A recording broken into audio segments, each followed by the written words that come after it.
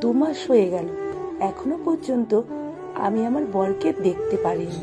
কেননা রাতে যখন ঢুকতো তখন লাইটটা অফ করেই ঢুকতো, আর সকালে আমি ঘুম থেকে ওঠার আগে আমার বর বাইরে চলে যেত। আর এই রহস্যটা আমার জানার খুব ইচ্ছে ছিল। তাই আমি একদিন আমার জায়গায় আমার বাড়ির কাজের মেয়েটাকে ফিরিয়ে দিলাম আর নিজে ঘরের মধ্যে লুকিয়ে রইলাম। যখন আমি লাইটটা অন করলাম তখন আমি প্রচুর জোরে চিৎকার করে উঠলাম, কেননা ওখানে তো হঠাৎ করে আমার চোখে ঘুম এসে গেল। কিন্তু আমার বর রুমে ঢোকার পর আমি বাধ্য হলাম চোখ খুলতে। আমি 3 ঘন্টা ধরে আমার ঘরে বসে আমার বরের জন্য অপেক্ষা করছিলাম। আর বসে বসে আমার কোমরটা পুরো ব্যথা হয়ে গিয়েছিল। তার জন্য তখন আমি হঠাৎ করে ঘড়ির দিকে চোখ পড়তে দেখলাম ঘড়িতে 2টো বাজে। আমার তখন হুঁশ উড়ে গেল। আজ তো আমার ফুলশয্যা, আজ আমার প্রথম রাত, যে রাতে স্বামী ও স্ত্রী একে অপরকে অনেক রকমের কথা প্রতিশ্রুতি দেয়। দুজন মিলে সারা জীবন একসাথে নিয়ে কাটাবো এই বলে প্রতিজ্ঞা করে। কিন্তু আমি এখানে এখনো পর্যন্ত আমার বরকে দেখিনি, কারণ আমার বাড়ির নিয়ম ছিল বিয়ের আগে স্বামীকে দেখা যায় না। শুধুমাত্র ছোট ভাইয়ের কাছে শুনেছিলাম যে আমার বর নাকি দেখতে খুব সুন্দর। আর এই কথাটা শুনতে আমি আমার বরের একটা ছবি আমার মনে মনে ভেতরে গেঁথে নিয়েছিলাম। স্বামীকে প্রথমবার দেখব, তার জন্য আমি অধীর আগ্রহে বসেছিলাম। ওর জন্য কিন্তু অনেকক্ষণ বসে থাকার পর আমি আর বসে থাকতে পারলাম না, কারণ আমার প্রচন্ড কোমর ব্যথা হচ্ছিল আর ভালো লাগছিল না। অপেক্ষা করে করে আমার স্বপ্ন যেন পুরোপুরি শেষ হয়ে যাচ্ছিল। তারপর একবার মনে চিন্তা করলাম, একবার বাইরের দিকে যাই, গিয়ে দেখি আমার বর এখন কোথায় আছে। তারপর ভাবলাম, আজ তো আমার বিয়ে হয়েছে, আজ বাইরে বেরোনোটা ঠিক হবে না। তাই ওর জন্য অপেক্ষা করতে করতে কখন যেন ঘুমিয়ে পড়লাম। বুঝতেই পারলাম না, ঘুমের ঘোরে বুঝতে পারলাম না কেউ যেন আমার ঘরে ঢুকলো। আমি ঘাবড়ে গিয়ে উঠে চোখ খুলে দেখতে লাগলাম, কিন্তু ঘরের ভেতরে এতটা অন্ধকার ছিল যে আমি কিছুই দেখতে পারলাম না। তখন আমি একটু ভয় পেলাম আর জিজ্ঞেস করলাম, কে? ঘরে এত অন্ধকারে কেন? কারেন্ট কি চলে গেছে? তখন আমার বর বলে উঠল, আমি তোমার স্বামী। স্বামীর গলা শোনার পরে আমার মনের ভেতরটা স্পন্দন যেন আরো বেড়ে গেল। স্বামীর গলার আওয়াজ শুনে আমি সমস্ত ক্লান্তি যেন এক নিমিষেই উড়ে গেল। তারপর আমার একটু লজ্জা করতে লাগলো, কিন্তু আমি একটা বিষয়ে অবাক হয়ে গিয়েছিলাম যে আমার স্বামী ঘরের ভেতরটা আলো বন্ধ করে এত অন্ধকারে কেন রয়েছে। আমার কাছে এই জিনিসটা একটু অদ্ভুত বলে মনে হচ্ছিল। তারপর আমার স্বামী আমার কাছে এগিয়ে এলো আর আমার কাছে ক্ষমা চাইলো, বলে আমার ক্ষমা করে দাও। বাইরে বন্ধুদের সাথে গল্প করতে যে কখন রাত হয়ে গেছে আমি সেটা বুঝতে পারিনি। আমার বর আমার সাথে কথা বলতে বলতে তখন বরকে বললাম, কি গো, লাইটটা জ্বালাও, তোমায় একটু দেখি। আর তুমি আমাকে দেখবে? সত্যি বলো, তুমি কি আমাকে দেখতে চাও না? আমার বর তখন বলল, আমি তো তোমাকে তখনই দেখে নিয়েছি যখন আমার সামনে বসানো হয়েছিল। তুমি দেখতে ভীষণ সুন্দর। আর একটা কথা তোমাকে বিয়ের আগে জানানো হয়নি, কিন্তু আজ তোমার সব বলবো। আমায় কেউ টুকটাক করেছিল, তাই পুরোহিত বলেছে যে কিছুদিনের জন্য তোমার মুখ দেখাতে বারণ করেছিল, তাই অন্ধকার করে ঘরে ঢুকেছি। এই কথাটা শুনে আমার বড় অদ্ভুত লাগলো, কিন্তু ওই সময় আমি সত্যি ওই কথাটাকে সত্যি বলে মেনে নিয়েছিলাম, কারণ ফুলশয্যার রাতে আমি কোনো তর্কের মধ্যে যেতে চাইনি। তারপর আমরা শুয়ে পড়লাম।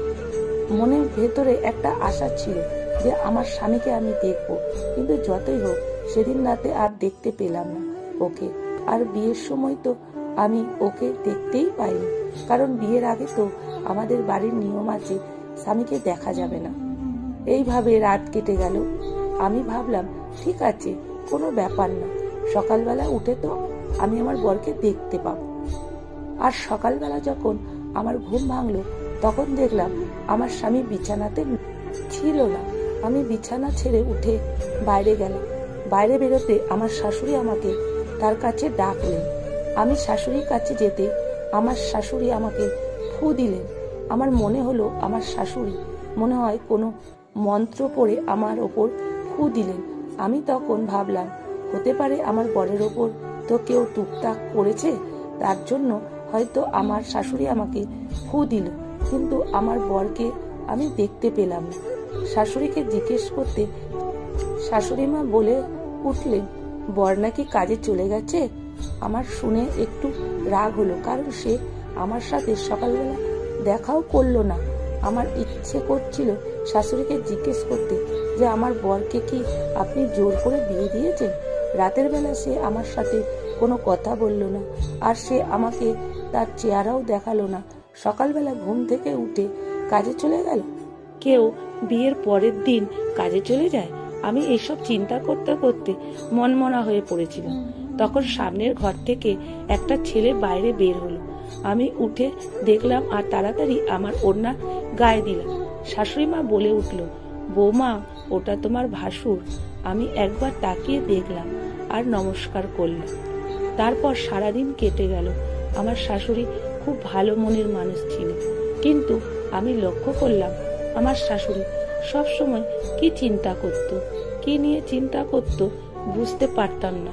যাই হোক, সন্ধে হয়ে যাবার পর আমি আজকে আবার বরের জন্য অপেক্ষা করতে লাগলাম। সেদিন আমি খুব সেজে গুজে ঘরে বসেছিলাম। হঠাৎ করে দরজার শব্দ এলো। আমি দৌড়ে গিয়ে দরজা খুললাম আর দেখলাম আমার ভাসুর বাইরে দাঁড়িয়ে আছে। তারপর আমি ঘরের ভেতরে এসে আবার অপেক্ষা করতে লাগলাম আর বারবার ঘড়ি দেখতে লাগলাম। সেদিন অনেক মনে চিন্তা হচ্ছিল, কি জানি আজকেও বর কোথায় আছে, রাত অনেক হয়ে গেছে বলে আমার শাশুড়ি আমাকে জোর করে সেদিন খাবার খাইয়ে দিল।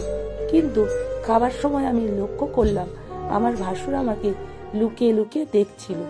আর আমি যখন তার দিকে দেখলাম, সে তখন চমকে গিয়ে অন্যদিকে তাকালো। ঘরে ঢুকে আমি অনেকক্ষণ অপেক্ষা করলাম, তারপরও বর আসেনি। তখন আমার সে কষ্ট, বুকটা ফেটে যাচ্ছিল। আমার চোখে থেকে অনবরত জল পড়তে থাকলো। আর ঠিক তখনই আমার ঘরের ভেতরটা অন্ধকার হয়ে গেল। হালকা আলো বেলকুনি দিয়ে আসছিল। আমি ঘরে ঢুকলাম আর মনে মনে ঠিক করেই নিয়েছিলাম আজকে সমস্ত কথা বরের কাছ থেকে পরিষ্কারভাবে জানব। তার কি আমাকে পছন্দ ছিল না, কিন্তু আমার বর আমার পাশে বসলোই না, অনেক দূরে গিয়ে বসলো। তখন আমি আরো রেগে গেলাম আর বরকে জিজ্ঞেস করতে চাইলাম সে আমার সাথে এরকম কেন করছে। কিন্তু তারপরও আমি আস্তে আস্তে বরের কাছে গেলাম আর তার দুটো হাত জড়িয়ে ধরলাম। আর ঠিক তখনই আমার বর আমার হাতটা ঝটকা দিয়ে সরিয়ে দিল আর উঠে দাঁড়িয়ে পড়ল আর বলতে লাগলো, যা বলার আছে তাড়াতাড়ি বলো, আমার ভীষণ ঘুম পাচ্ছে, আমি খুব ক্লান্ত আজকে। তখন আমি আমার বরকে জিজ্ঞেস করলাম, তোমার কি আমাকে পছন্দ হয়নি? আর যদি এইরকম ব্যাপার হয়ে থাকে তাহলে তুমি আমাকে বিয়ে করলে কেন? সঙ্গে সঙ্গে আমার বর চিৎকার করে বলে উঠল, আমি অন্য কোনো মেয়েকে পছন্দ করি না। ব্যাস, আমার কিছু প্রবলেম আছে, আমার চেহারা এখন তোমাকে দেখাতে পারবো না, আর তোমার সাথে এত কথা বলার টাইম আমার নেই। আমি মনে মনে ভাবতে লাগলাম কি এমন প্রবলেম আছে যার জন্য আমার বর আমার থেকে এত দূরে থাকে। সেদিন পর থেকে এরকম ভাবে প্রত্যেকটা রাত কাটতে লাগলো। আমি অনেক রাত করে ঘুমাতাম আর সকালবেলা একেবারে ঘুম ভাঙতো। সারাদিন বর ঘরের বাইরে থাকতো, কিন্তু অন্যদিকে আমি না জানি কেন এরকম মনে হতো যে আমার ওপর কেউ যেন সারাদিন নজর রাখছে, কিন্তু এদিকে ওদিকে তাকালেও আমি কাউকে দেখতে পেতাম না। একদিন সকালবেলা আমি চা বানিয়ে শাশুড়ির ঘরে ঢুকতে শুনতে পেলাম শাশুড়ি ফোনে কার কাছে যেন কাকতি মিনতি করছে। না জানি আমার শাশুড়িকে কেউ যেন ব্ল্যাকমেল করছিল। আমি যখন দরজা টোকা মারলাম আর ভেতরের দিকে ঢুকলাম, তখন শাশুড়ি ফোনটা রেখে দিয়ে চোখের জল মুছতে লাগলো। আমি শাশুড়িকে জিজ্ঞেস করলাম, কেন কাঁদছো? তখন শাশুড়ি বলল, তার দাদা তাকে অনেক বাজে কথা বলেছে, তাই তিনি কষ্টে কাঁদছেন। কিন্তু তার কিছুদিন পর আমি যে সত্যটা জানতে পেলাম, সেটা শুনে আমার মাথা যেন বাজ ভেঙে পড়ল। আমার শাশুড়ির বোন ঘুরতে এলো আমাদের বাড়িতে। শাশুড়ির বোনের সাথে কথা বলতে বলতে হঠাৎ জানতে পারলাম আমার শাশুড়ির নাকি কোনো দাদা নেই। আমার শাশুড়িরা 2 বোন। কথাটা শোনা মাত্রই আমি আকাশ থেকে পড়লাম। আমার শাশুড়ি যদি কোনো দাদা না থাকে, তাহলে সে কার কাছে রোজ কাকুতি মিনতি করত? তারপর আমি কিছুদিনের জন্য আমার বাপের বাড়ি চলে যাই, কারণ আমার বর আমাকে একটুও ভালোবাসতো না। তাই আমি ওকে বোঝানোর জন্য বাপের বাড়ি চলে গেছিলাম।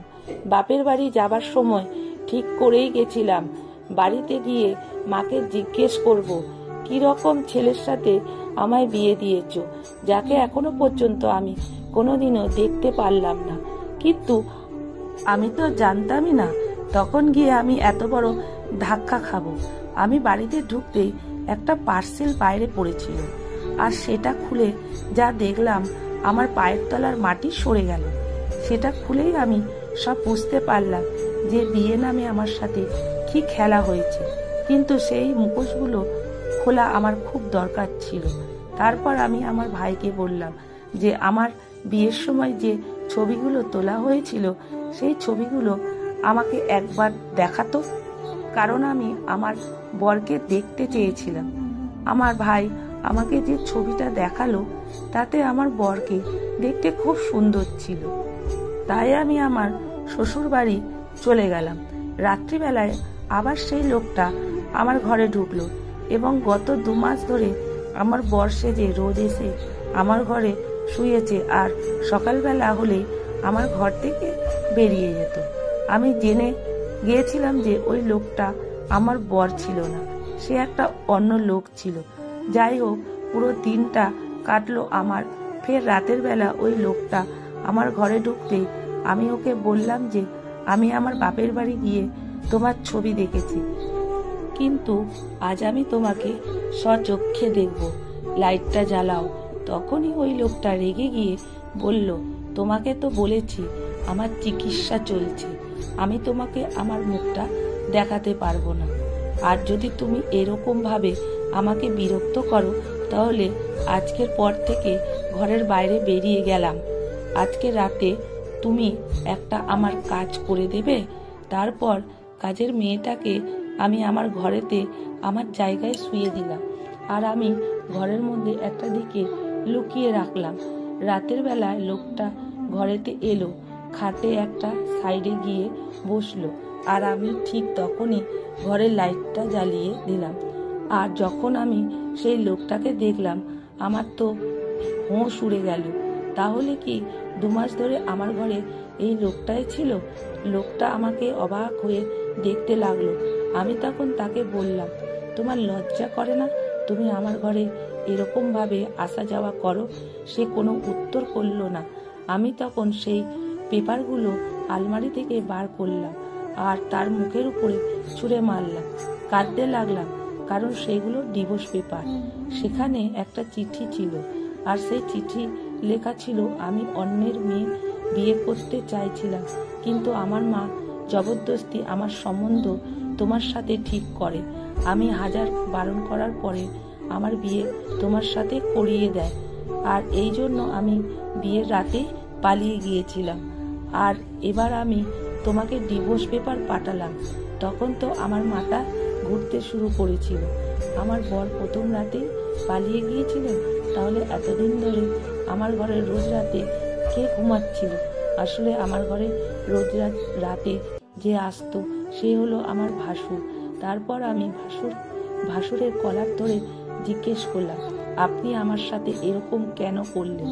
তখন আমার ভাসুর বলল, আজ পর্যন্ত আমি এখনো কিছু খারাপ তোমার সাথে করিনি, যার জন্য আমাকে লজ্জা করতে হবে। আমি যা কিছু করেছি আমার মায়ের বলাতেই করেছি, কেননা মা চাইতো না এসব ব্যাপার লোক জানাজানি হোক। আসলে মা ভয় পেয়েছিল যদি সবাই জেনে যায় তাহলে তো আমাদের সবাই এক ঘরে করে দেবে। তাই জন্য আমি তোমার ঘরে আসতে যেতে থাকতাম, যাতে তোমার কোনো সন্দেহ না হয় আর পুরো কথাটা যেন বদ্ধ ঘরের মধ্যেই থেকে যায়। কিন্তু আমি তোমার সাথে কোনো ভুল কাজ করিনি। তারপরের দিন আমি আমার বাপের বাড়ি চলে গেলাম, কিন্তু আমার ভাসুর আমাকে মনে মনে ভালোবাসতো। তাই আমার শাশুড়ি আর ভাসুর এসে আমার বাপের বাড়িতে এসে আমার মা বাবার কাছে আমার হাত চাইলো আর বলল সে আমাকে খুব ভালোবাসে, সে আমাকে বিয়ে করতে চায়। আমার মা বাবা তারপর তার সাথে আমাকে বিয়ে দিয়ে দিল।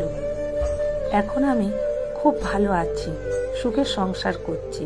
লেখা সংগৃহীত, পাঠে অনিতা ভট্টাচার্য। ভিডিওটা যদি ভালো লেগে থাকে বন্ধুরা প্রচুর প্রচুর শেয়ার করবে। আমার প্রণাম ও ভালোবাসা আপনাদের জন্য রইল।